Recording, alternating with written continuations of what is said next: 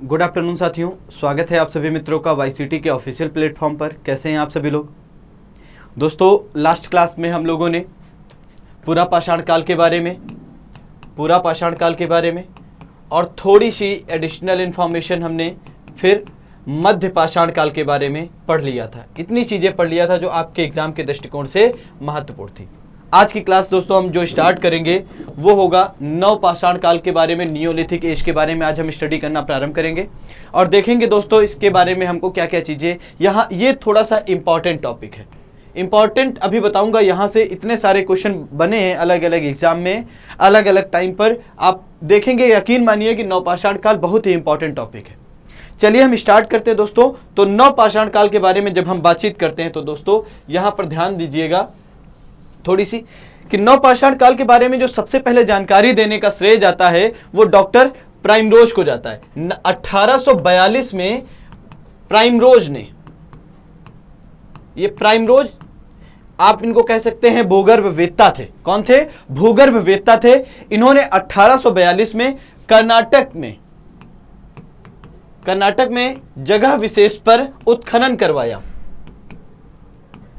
कराया और उत्खनन से यहां पर इनको प्रस्तर के उपकरण मिले। किसके उपकरण मिले? प्रस्तर के उपकरण। और जब प्रस्तर के उपकरण मिले तो इन प्रस्तर के उपकरणों की जब डेट पता की गई, प्रस्तर के उपकरण, और जब इन उपकरणों की डेट दोस्तों ज्ञात की गई तो पता चला कि ये इनकी डेट जो है वो नव पाषाण काल से संबंधित है। नव पाषाण काल के संबंधित है ये डेट, ठीक है, नव पाषाण काल से संबंधित है। अब ठीक है, ये इंफॉर्मेशन तो हो गई, चलिए कोई दिक्कत नहीं। यहां तक प्रस्तर के उपकरण कर्नाटक में सबसे पहले डॉक्टर प्राइमरोज ने खोजे, जो कि लिंग सुगुर नामक, ये जो कर्नाटक में जगह थी उसका नाम था लिंग सुगुर, ठीक है, ये जगह का नाम था। ये जगह का नाम अगर याद कर पाइएगा तो याद करिएगा, ये इंपॉर्टेंट नहीं है बहुत, क्योंकि यहां से अभी तक क्वेश्चन नहीं पूछेगा। लिंग सुगुर, ये नाम याद रखिएगा। डॉक्टर प्राइमरोज ने 1842 में कर्नाटक में उत्खनन कराया जगह विशेष पर। नाम क्या था जगह का? लिंग सुगुर। यहां पर जब उत्खनन कराया तो नव पाषाण कालीन प्रस्तर के उपकरणों की प्राप्ति हुई। चलिए, इतनी चीजें मस्तिष्क में रखिएगा और हम यहां से स्टार्ट करते हैं।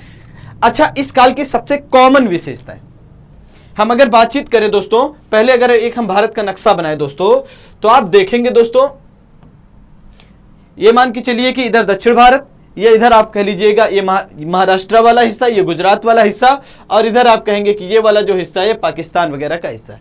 दोस्तों, नव पाषाण काल के जो स्थल मिले हैं वो हमको लगभग पूरे ओवरऑल इंडिया में मिले। जैसे अगर हम कहें कर्नाटक के बारे में आपको बातचीत कर ही चुके हैं दोस्तों, कर्नाटक के बारे में, ठीक है। तो इसके साथ साथ अगर हम बातचीत करें दोस्तों,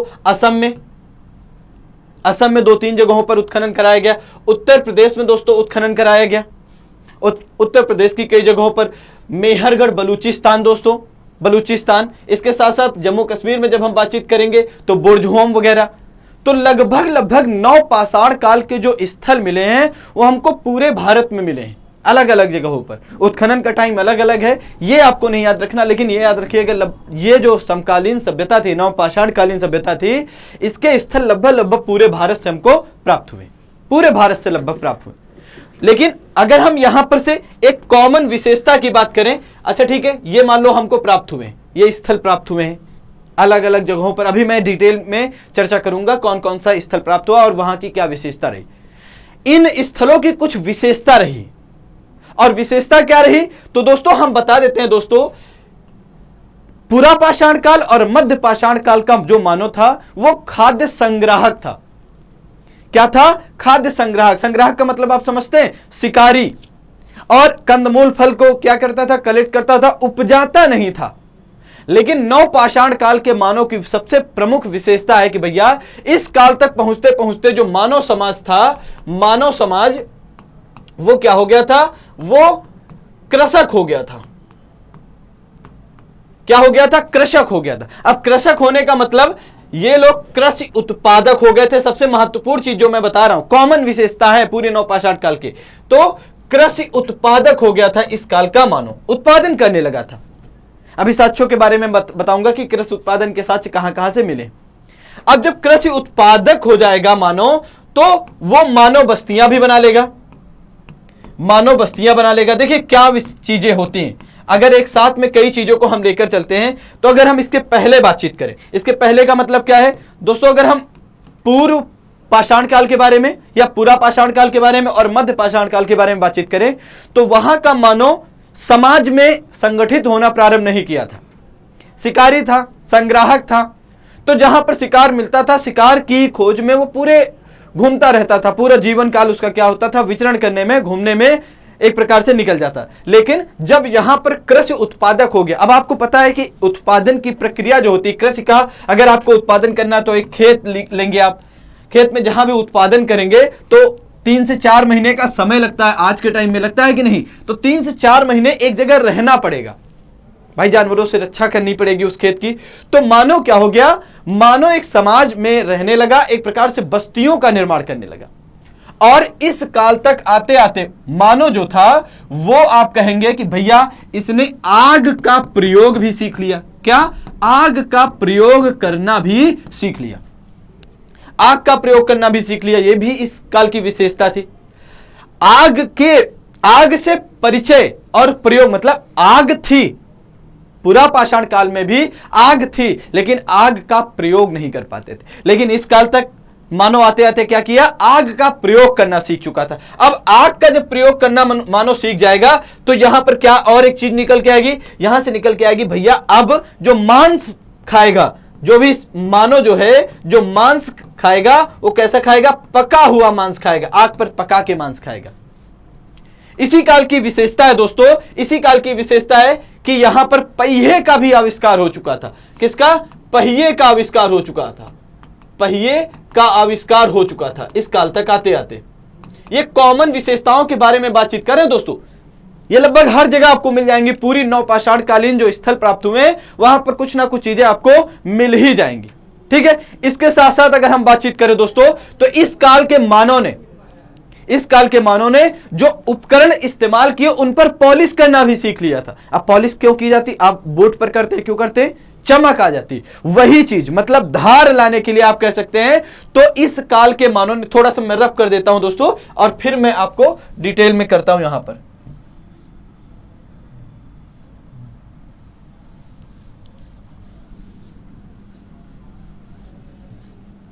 देखिए, तो यहां पर हम आपको क्या बताने जा रहे थे, हम आपको ये जा रहे थे आग का प्रयोग करना मानव ने सीख लिया था। मतलब यहां पर जो मांस है वो कैसा आप खाएगा, वो पका हुआ मांस का सेवन करेगा, पका मांस का सेवन मानव ने प्रारंभ कर दिया। ठीक है, इसके साथ साथ मैंने कहा दोस्तों कि इस काल के मानव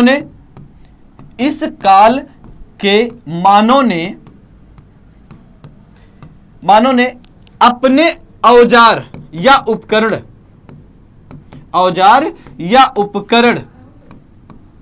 में पॉलिश का प्रयोग करना प्रारंभ कर दिया। पॉलिश का प्रयोग करना प्रारंभ कर दिया था, प्रारंभ कर दिया था। ठीक है, अब चलिए, ये कॉमन विशेषता थी दोस्तों। ये कॉमन विशेषताएं जो 6-7 हमने चर्चा की कि भैया मानव समाज के बारे में, कृषक हो गया था, कृषक होने का मतलब है कृषि उत्पादक हो जाएगा, मानव बस्तियों के साथ मिलने लगे, आग का प्रयोग होने लगा, पहिए का आविष्कार हो गया, है ना, ये विशेषता हो गया। ये 6-7 जो विशेषता है, ये 7वीं विशेषता हो गई। ये जो विशेषता है मैंने पूरे ओवरऑल नवपाषाण काल के विषय में आपसे बातचीत कर ली। अब मैं आपको बताने जा रहा हूं दोस्तों, जहां से क्वेश्चन बनते हैं, जहां से क्वेश्चन तो यहां से बनता है दोस्तों कि आग का प्रयोग तो नवपाषाण काल में मानव ने प्रारंभ किया। एक क्वेश्चन यहां से भी बनता है, ये इनसे सबसे क्वेश्चन बनते हैं। पालिशदार उपकरणों का प्रयोग मानव ने सर्वप्रथम कब किया, तो नवपाषाण काल में किया। इस तरीके के क्वेश्चन तो बनते ही बनते रहते हैं। लेकिन अब जहां से मैं बातचीत करूंगा वहां से क्वेश्चन बहुतायत में पूछे गए। जैसे मैं सबसे पहले बातचीत करूंगा दोस्तों, संत कबीर नगर जिले का एक है स्थल है लहुरा देव। ये कहां पर है, संत कबीर नगर जिले में, संत कबीर नगर जिले में है। और ये कहां पर है, ये आपको पता है दोस्तों, ये उत्तर प्रदेश में है पता है कि नहीं? अच्छा, अब मैं स्थलों के बारे में बताने जा रहा हूं आपको। ये तो आपको पता ही होगा, ये भी पता होगा कि मैं जो बातचीत कर रहा हूं ये नवपाषाण कालीन स्थल है, पाषाणकालीन स्थल है, पाषाणकालीन स्थल है। मैंने इस स्थल को सबसे पहले इसलिए बताया दोस्तों क्योंकि यहां से चावल के उत्पादन के प्राचीनतम साक्ष्य मिलते हैं, उत्पादन के प्राचीनतम साक्ष्य मिलते हैं दोस्तों, प्राचीनतम साक्ष्य मिलते हैं।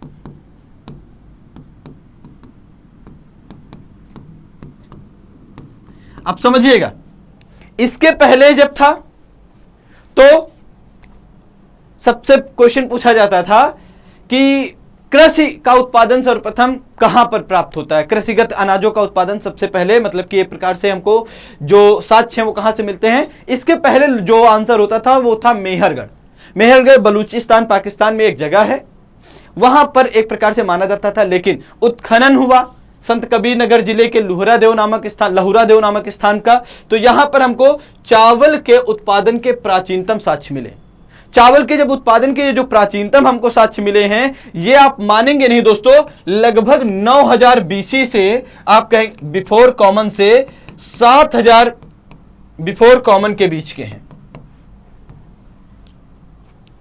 किस अवधि के बीच के? 9000 बीसी से 7000 बीसी की अवधि के बीच के चावल के जो उत्पादन के साक्ष्य मिले हैं, ये है दोस्तों। ठीक है, तो आप यह भी कह सकते हैं, यहां से एक पॉइंट और निकालेंगे तो आप यहां पर यह भी कह सकते हैं भैया कृषि के प्राचीनतम साक्ष्य, अगर अब क्वेश्चन बनेगा और ऑप्शन में लहुरा देव रहेगा तो आपको लहुरा देव ही टिक करके आना, तो यह भी कह सकते हैं कि भैया कृषि के प्राचीनतम साक्ष्य, कृषि के प्राचीनतम साक्ष्य लहुरा देव से ही मिले हैं। कहां से? लहुरा देव से ही मिले हैं, ये हो गया आपका, ये एक पॉइंट ये हो गया। तो ये इतनी बस चीज याद रखनी, इतना चीज। कहां पर है लोकेशन? संत कबीर नगर जिले में है। ये कहां पर है? उत्तर प्रदेश में है।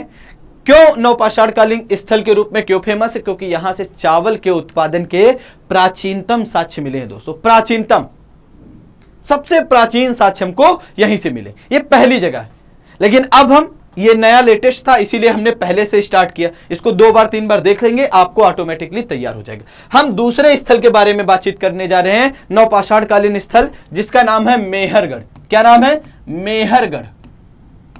ये कहां पर है? ये आप कहेंगे कि भैया बलूचिस्तान में है।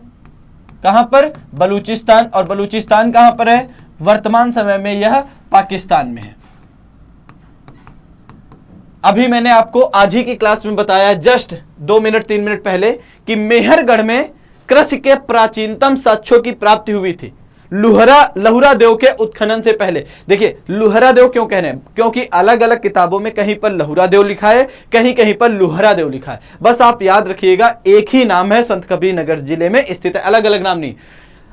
लहुरा देव के उत्खनन से पहले मेहरगढ़ को माना जाता था कि यहां से कृषि के प्राचीनतम साक्ष्य हमको मिले हैं, मतलब एक प्रकार से कृषि के उत्पादन के प्राचीनतम साक्ष्य मिले। लेकिन है कहां पर?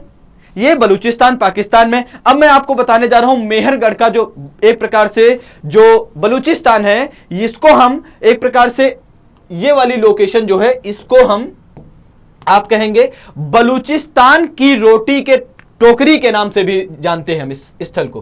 किसके नाम से? बलूचिस्तान की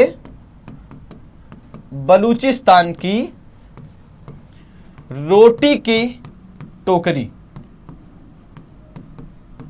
रोटी की टोकरी के भी नाम से, इसका एक प्रकार से आप कह सकते हैं कि शाब्दिक अर्थ का जो नाम निकल के आता है, यह भी जानते। बलूचिस्तान की रोटी की टोकरी के नाम से हम जानते हैं मेहरगढ़ को। एक नाम और हो गया।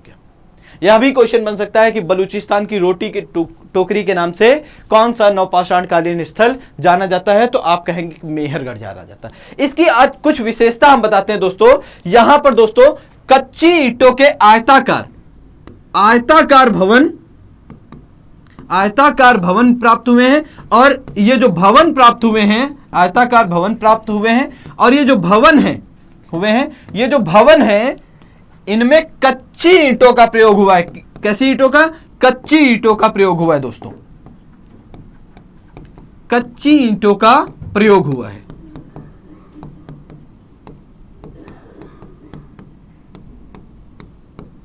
कच्ची ईंटों का प्रयोग, ये ध्यान दीजिएगा। मेहरगढ़ में जो एक प्रकार से भवन प्राप्त हुए हैं वो हमको आयताकार प्राप्त हुए हैं, और भवन निर्माण की सामग्री में जो इस्तेमाल किया जाता था वो कच्ची ईंटें होती थी दोस्तों। कैसी ईंटें होती थी? कच्ची ईंटें होती। ठीक है, आप यह भी कह सकते हैं दोस्तों, यह एक ऐसा स्थल है जिसमें पाषाण संस्कृति से लेकर पाषाणकालीन संस्कृति से लेकर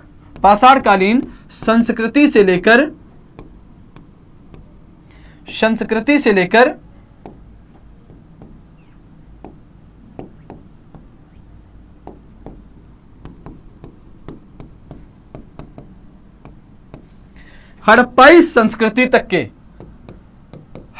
संस्कृति तक के अवशेष हमको मिलते हैं।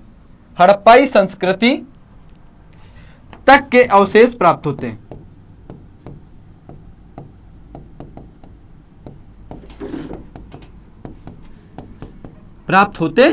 ध्यान दीजिएगा, यहां पर मैंने एक चीज आपको नहीं बताई कि कृषि के प्राचीनतम साक्ष्य लहुरा देव के उत्खनन से पूर्व यहीं पर प्राप्त मिलते थे हमको। तो यह भी लिख लीजिए, क्योंकि अगर लहुरा देव ऑप्शन में नहीं रहेगा तो आप कौन से टिक करके आएंगे?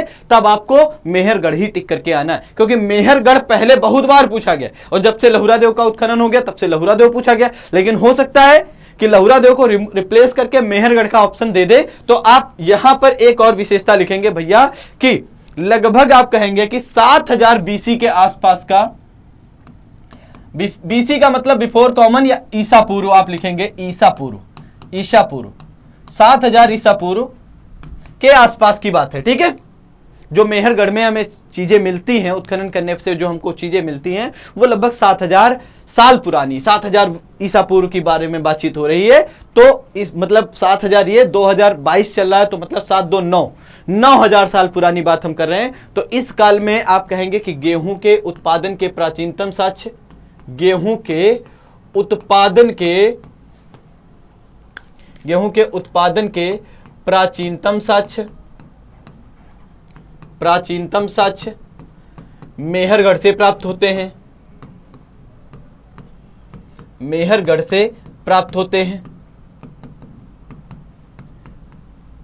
स्थायी जीवन मतलब जो मैंने पहले ही विशेषताओं में बता दिया। अब मानो क्योंकि क्या हो गया था, उत्पादक हो गया, तो अब यहीं से आप कहेंगे कि स्थायी जीवन के भी हमको मेहरगढ़ से क्या प्राप्त होते हैं? स्थायी जीवन के भी साक्ष्य प्राप्त होते हैं। स्थायी जीवन के साक्ष्य प्राप्त होते हैं।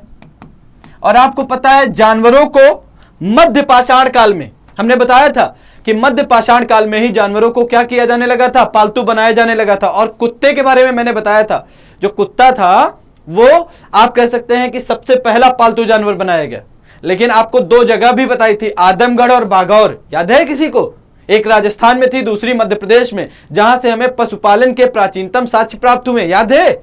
याद कर लीजिएगा। तो मतलब पशुपालन के जो प्राचीनतम साक्ष्य है वो मध्य पाषाण काल की विशेषता है, लेकिन स्थायी जीवन के जो साक्ष्य हैं वो किसकी विशेषता है? वो नव पाषाण काल की विशेषता है। किसकी विशेषता है? नव पाषाण काल की विशेषता है। ठीक है, और यह भी आप कह सकते हैं कि विश्व की प्राचीनतम बस्ती के साक्ष्य यहीं से मिले हैं। विश्व की प्राचीनतम बस्ती के साक्ष्य हमको मेहरगढ़ से मिले हैं, के साक्ष्य मेहरगढ़ से प्राप्त हुए हैं।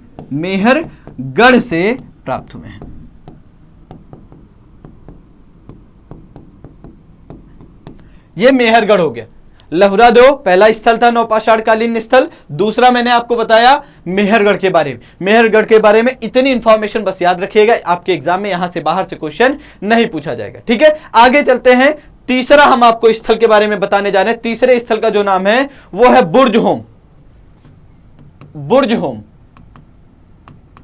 बुर्जहोम की लोकेशन कहां है? कोई हमको बताए, किसी ने बुर्जहोम के बारे में पढ़ा हो तो बताए। बुर्जहोम की जो लोकेशन है वो कहां है? जम्मू कश्मीर। कहां पर? जम्मू कश्मीर। लोकेशन ध्यान रखिएगा। बुर्जहोम फेमस क्यों है? बुर्जहोम भैया आप कहेंगे कि भैया यहां से प्राचीनतम गर्तावास के साक्ष्य प्राप्त हुए। क्या? प्राचीनतम गर्तावास के साक्ष्य गर्तावास के साक्ष्य मिले हैं। अब गर्तावास क्या होता है? साक्ष्य प्राप्त हुए हैं।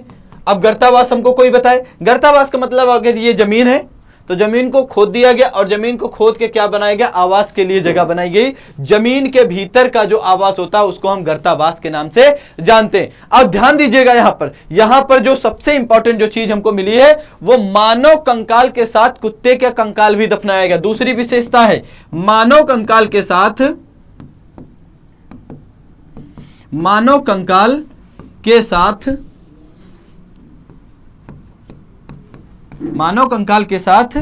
कुत्ते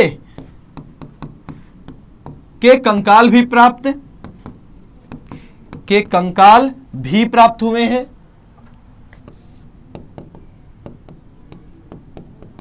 जिसका अर्थ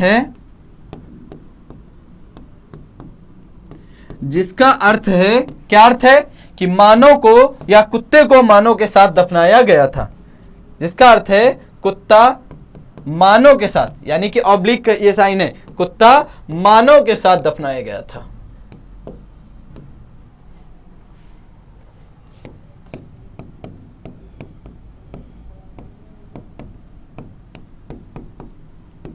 मतलब आप ये कह सकते हैं कि एक प्रकार से एक नया सिस्टम बता रहा है हमको, शवाधान की नई विधि बता रहा है, जिसमें से क्या किया जा रहा है? जिसमें से मानव कंकाल के साथ में उसके एक पेट को भी दफनाया गया। और ये कहां से हमको प्राप्त हुआ? बुर्ज होम नामक जगह से। और बुर्ज होम कहां पर है? बुर्ज होम जम्मू कश्मीर में है दोस्तों। बुर्ज होम कहां पर है? बुर्ज होम जम्मू कश्मीर में। ये तीसरा स्थल हो गया नवपाषाण कालीन स्थल, बुर्ज होम। चौथे स्थल के बारे में चर्चा करते हैं। तो चौथे स्थल का जो नाम है दोस्तों वह है गुफ कराल। क्या नाम है? गुफ कराल। ये चौथा स्थल है गुफ कराल। गुफ कराल कहां पर है? जम्मू कश्मीर, श्रीनगर के पास में है ये। तो मैं श्रीनगर लिख देता हूं, श्रीनगर। ये जरूर याद रखिएगा दोस्तों, ये थोड़ा सा महत्वपूर्ण हो जाता है ये जो लोकेशन है। जैसे बुर्ज होम क्यों याद रखना है आपको? क्योंकि मानव कंकाल के साथ कुत्ते का भी कंकाल प्राप्त हुआ है, इसलिए आपको याद रखना है। और इसके साथ साथ गर्तावास की प्राप्ति हुई। तो कुछ अलग चीजें, बाकी सब कॉमन रहेंगे। अब क्योंकि नवपाषाण कालीन चल रहा है तो आप समझ सकते हैं कि भैया कृषि उत्पादन प्रारंभ हो चुका होगा, है ना। आग का लोग प्रयोग करते होंगे। इसके साथ साथ क्या उपयोग होता था? आग के प्रयोग के साथ साथ आप यह भी कह सकते हैं भैया कि लोग मानव बस्तियों में रहने लगे होंगे। तो ये चीजें तो कॉमन चल रही, जो मैंने पहले विशेषताओं के रूप में आपको बता दिया है। ये स्पेसिफिक विशेषता है जो जगह विशेष पर पाई गई। तो गुफकराल के बारे में कहा जाता है दोस्तों कि यहां पर जानवरों की हड्डियों के साक्ष्य हमको मिले। क्या मिला है? जानवरों की हड्डियों के साक्ष्य।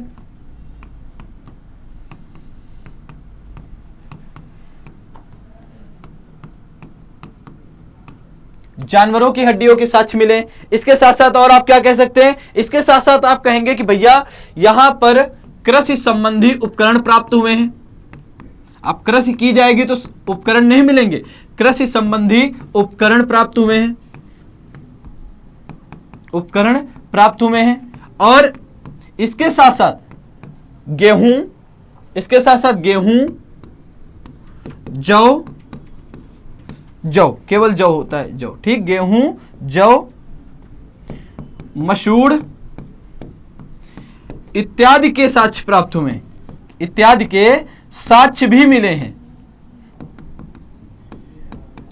साक्ष्य भी मिले हैं। यह विशेषता है, देखिए यही विशेषता है कि यहां पर गेहूं, जौ, मसूड़ इत्यादि के साक्ष्य भी प्राप्त हो रहे हैं और कृषि संबंधी उपकरण भी प्राप्त हो रहे हैं। इसके साथ साथ आप यह भी कह सकते हैं भैया कि यहां पर से जो है सिलबट्टा व हड्डी से निर्मित सुई की प्राप्ति हुई। ये सबसे इंपॉर्टेंट बताने जा रहा हूं और पेन चेंज कर रहा हूं। सिलबट्टा व हड्डी से निर्मित सुई, हड्डी से निर्मित सुई की प्राप्ति हुई। मोस्ट इंपॉर्टेंट है, निर्मित सुई भी प्राप्त हुई है, सुई भी प्राप्त हुई है, सुई भी प्राप्त हुई है।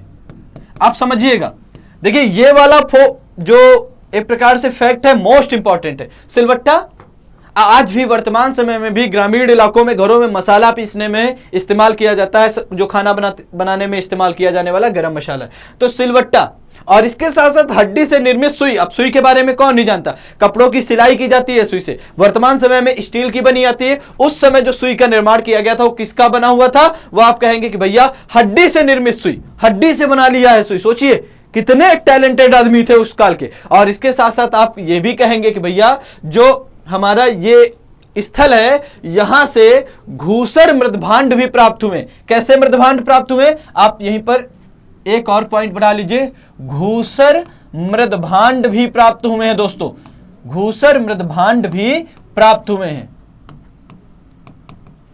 भी प्राप्त हुए हैं ये। और गुफकराल के अगर अर्थ के बारे में बातचीत करें तो इसको कुम्हार की गुफा होता है। इसके शाब्दिक अर्थ के बारे में अगर हम चर्चा करें तो इसका अर्थ होता है कुम्हार की गुफा। क्या होता है, कुम्हार की गुफा। कुम्हार जानते हैं कि नहीं, कुम्हार की गुफा। और कुम्हार सब लोग जानते हैं, वर्तमान समय में जो मिट्टी के बर्तनों का बनाते हैं, निर्माण करते हैं, मिट्टी की सहायता से चाक पर जो बनाते हैं वही कुम्हार लोग होते हैं। ठीक है, तो कुम्हार की गुफा गुफकराल का शाब्दिक अर्थ है। बाकी ये विशेषता है जिसमें से आपको कम से कम ये विशेषता तो जरूर याद रखिएगा कि सिलवट्टा और हड्डी से निर्मित सुई हमको कहां से मिली है, तो गुफकराल से प्राप्त हुई। और गुफकराल कहां पर है, श्रीनगर में लोकेटेड है। कहां पर है, श्रीनगर में लोकेटेड है। गुफकराल के बारे में हो गया। चलिए हम आगे बातचीत करते हैं दोस्तों, आगे बढ़ते हैं कोल्डी हवा के बारे में। कोल्डी हवा अगला हमारा कौन सा स्थल है, ये हमारा जो स्थल है चौथा था, हम पांचवें स्थल के बारे में पढ़ने जा रहे हैं, कोल्डी हवा।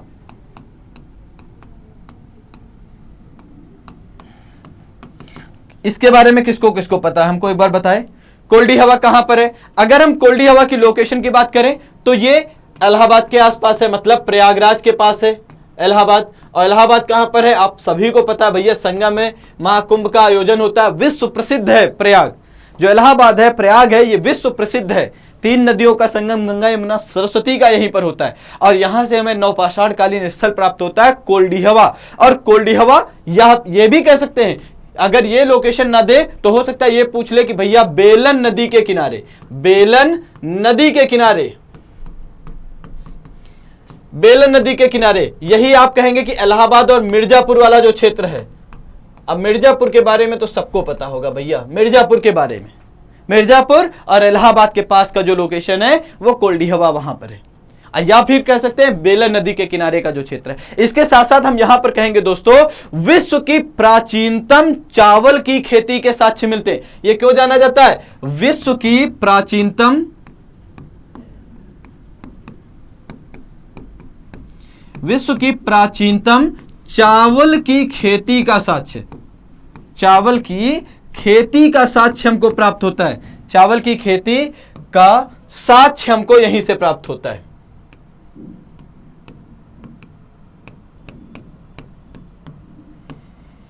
ये है कोल्डी हवा में। बस एक ही पॉइंट आपको याद रखना, बेलन नदी घाटी किनारे है। क्यों फेमस है, क्योंकि यहां पर से विश्व की प्राचीनतम चावल की खेती के हमको साक्ष्य प्राप्त होते हैं, चावल की खेती के। अगला हम लोकेशन के बारे में जो डिस्कशन करने जा रहे हैं वो है हमारा दोस्तों चौपानी मांडो। क्या है, छठी लोकेशन चौपानी मांडो, चौपानी मांडो, एक साथ में चौपानी मांडो। ये इसकी लोकेशन कहाँ है, कोई हमको बताए चौपानी मांडो कहाँ है। 1 मिनट का समय आपके पास साथ में दे रहे, बताइए चौपानी मांडो कहां पर है। तो चौपानी मांडो भी दोस्तों कहां पर है, ये भी बेलन नदी घाटी के किनारे, बेलन नदी के किनारे इलाहाबाद, इलाहाबाद। ठीक है, आज इसका नाम बदल के क्या हो गया है, प्रयागराज हो गया, प्रयागराज।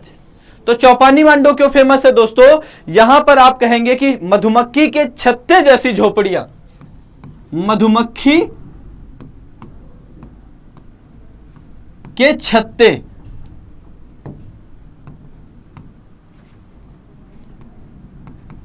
छत्ते जैसी झोपड़ियां हमें प्राप्त हुए हैं। अब मधुमक्खी का छत्ता तो देखा हुआ ही होगा सब लोगों ने, छत्ते जैसी झोपड़ियों या झोपड़ियां प्राप्त हुई हैं। इसके साथ साथ और क्या विशेषता है, इसके साथ साथ और क्या विशेषता है तो हमको कोई बताए। इसके साथ साथ आप यह कहेंगे कि भैया ज्यामितीय आकार के पाषाण उपकरण हमको यहीं से मिले। क्या मिले हैं, ज्यामितीय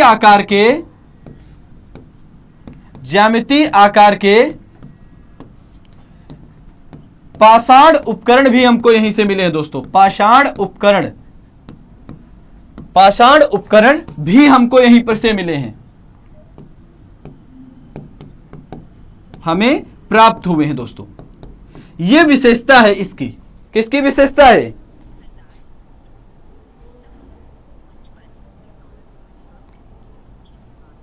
ठीक है दोस्तों, तो यह हमारा हो गया चौपानी मांडो। चौपानी मांडो की लोकेशन के बारे में हमने आपको बता दिया कि चौपानी मांडो की लोकेशन क्या है, बेलन नदी के किनारे इलाहाबाद।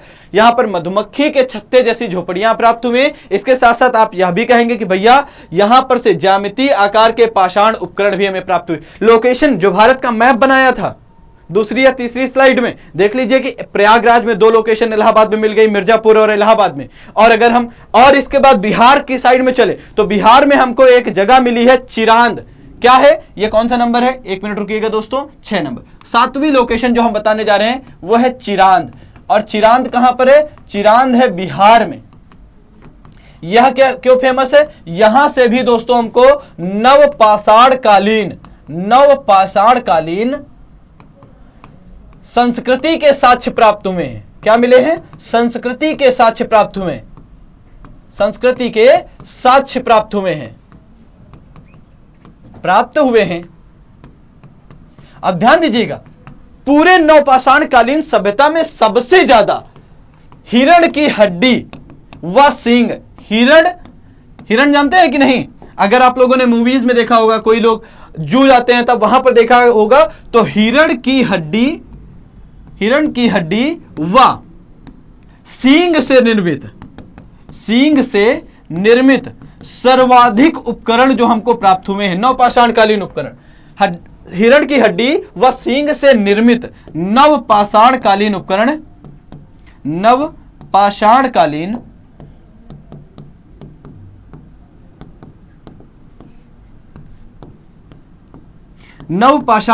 उपकरण हमको चिरांद से प्राप्त हुए हैं। कहां से? चिरांद से प्राप्त हुए हैं।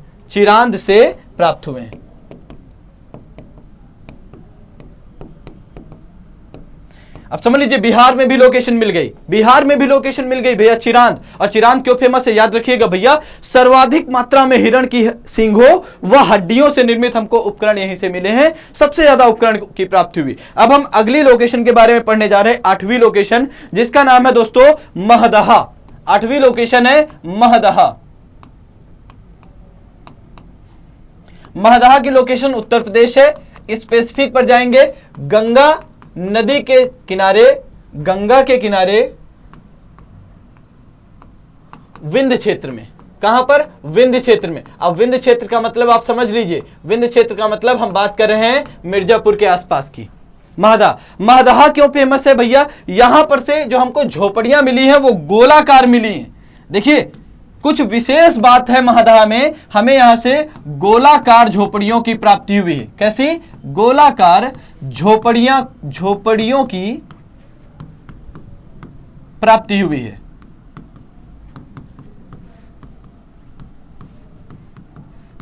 गोलाकार झोपड़ियां मिली। अब सोचिए, मेहरगढ़ में आयताकार भवन मिले थे, और फिर हमने अभी पीछे एक लोकेशन के बारे में बताया, और पीछे लोकेशन में जो मैंने बताया कि भैया यहां पर चौपानी मांडो से मधुमक्खी के छत्ते के आकार के आप देखेंगे कि हमको झोपड़ियां प्राप्त हुई। और इसके बाद फिर आगे लोकेशन में क्या देखा?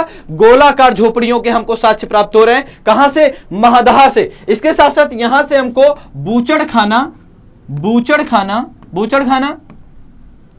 या इसको पशुवाड़ा भी कहते हैं, किसी किसी किताब में पशुवाड़ा भी लिखा है दोस्तों। बूचड़खाना या पशुवाड़ा की प्राप्ति भी हमको महदहा से हुई है। महदहा की लोकेशन बहुत इंपॉर्टेंट है, याद रखिएगा। इसके साथ साथ हम यहां से थोड़ी सी और बातचीत करेंगे कि भैया यहां पर से हमको धान और जौ की खेती के साक्ष्य प्राप्त होते हैं,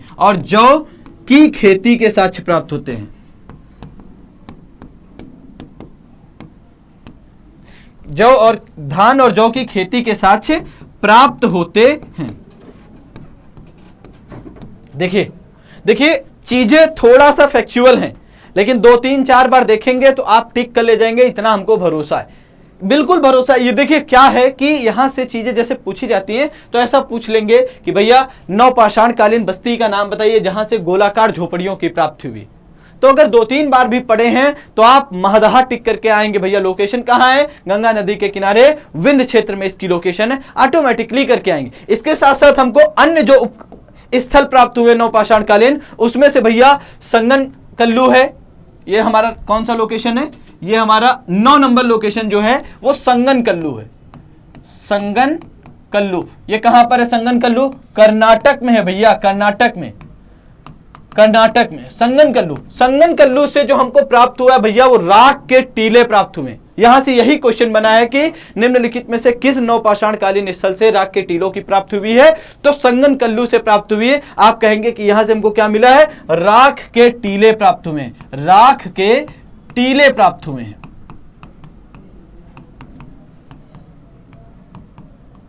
ठीक है, अगली लोकेशन के बारे में अगर हम पढ़ें तो अगली लोकेशन देखेंगे 10 नंबर के बारे में बातचीत करें तो 10वीं लोकेशन है पिकलीहल। यह भी हमारी जो लोकेशन है वो कहां है, कर्नाटक में है, पिकलीहल।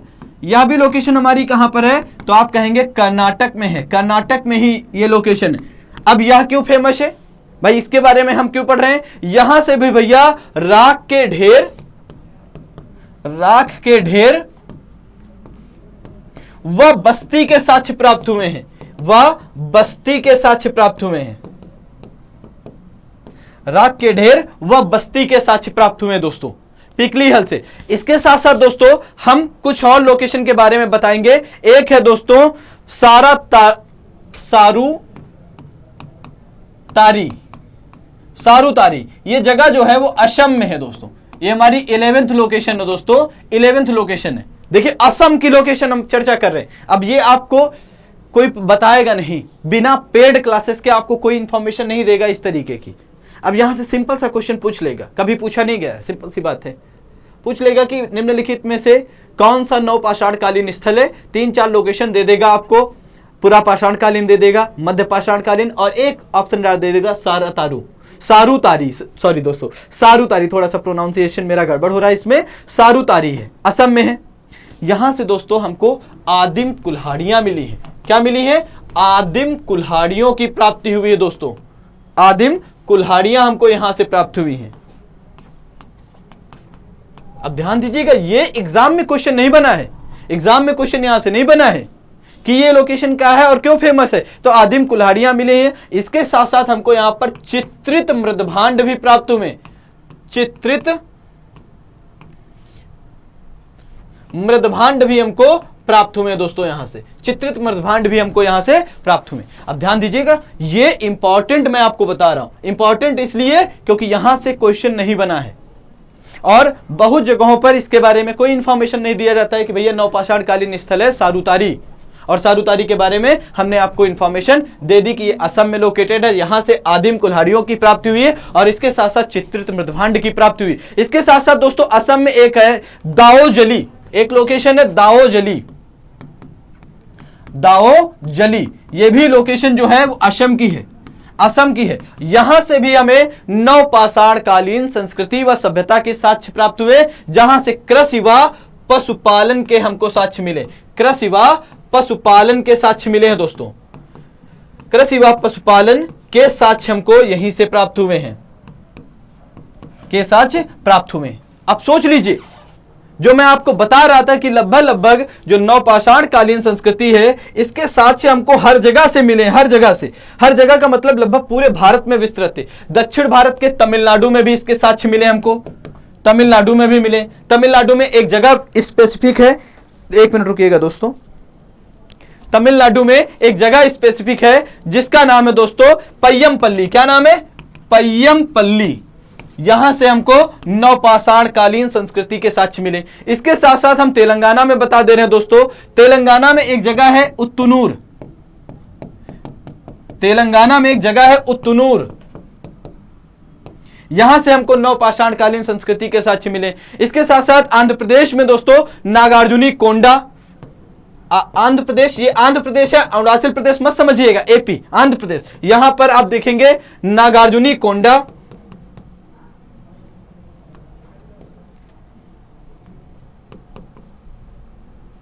एक मिनट रुकिएगा दोस्तों। नागार्जुनी कोंडा, नागार्जुनी कोंडा आंध्र प्रदेश में, और इसके साथ साथ आप कह सकते हैं सिंगनपल्ली, यहां से हमको 9 पाषाणकालीन संस्कृतियों के साक्ष्य मिले। और विशेषता मैंने आपको स्टार्टिंग में ही बताई है दोस्तों, विशेषता क्या है, पूरे 9 पाषाणकालीन सभ्यता की विशेषताएं अगर एक जगह आपको पता करनी हो तो ये चीजें आप याद रखिएगा कि भैया मानव समाज का उदय प्रारंभ हो गया, बस्तियां मिलनी प्रारंभ हो गई, कृषि उत्पादक हो गया था, मानव आग का प्रयोग करना सीख गया था, पहिए का प्रयोग करना सीख गया था, चाक का प्रयोग करना सीख गया था। इसके साथ साथ आप कहेंगे कि भैया इस काल के औजार या पत्थर के जो उपकरण थे वो कैसे थे, वो पालिशदार थे, तो एक प्रकार से पका हुआ मांस भी खाना प्रारंभ कर दिया गया था। ये लगभग समस्त 9 पाषाणकालीन संस्कृतियों के एक प्रकार से मुख्य विशेषताएं हैं। तो दोस्तों मैंने डिटेल में आपको 9 पाषाणकालीन सभ्यता कम से कम समय में पढ़ाने का प्रयास किया। कल की क्लास में हम आगे बढ़ेंगे, ताम्र पाषाण संस्कृति के बारे में डिस्कशन करेंगे। तो दोस्तों आप लोगों को करना क्या है, वाईसीटी के चैनल को जितना ज्यादा दोस्तों तक शेयर कर सकते हैं शेयर करिए। जिनके पास एक प्रकार से इंटरनेट कनेक्शन है और फी पेमेंट करने की कैपेसिटी नहीं है जीएस पढ़ने के लिए, वो यहाँ पर आएँ, वो हम लोगों से सीखें फ्री ऑफ कॉस्ट में पूरा का पूरा थ्योरेटिकल पोर्शन। और ये चैप्टर खत्म होगा, कल की क्लास में ताम्रपाषाण नहीं होगा, कल की क्लास में हम इसकी प्रैक्टिस भी हो सकता है करा दें, हो सकता है प्रैक्टिस करा दे, हो सकता है ताम्रपाषाणकालीन संस्कृति पढ़ा दे। तो एक साथ समग्रता में चीजें आपको वाईसीटी के यूट्यूब चैनल पर मिल जाएंगी। तो दोस्तों आज की क्लास को यहीं पर रोकते हैं, मिलते हैं कल की क्लास में, तब तक के लिए थैंक यू वेरी मच।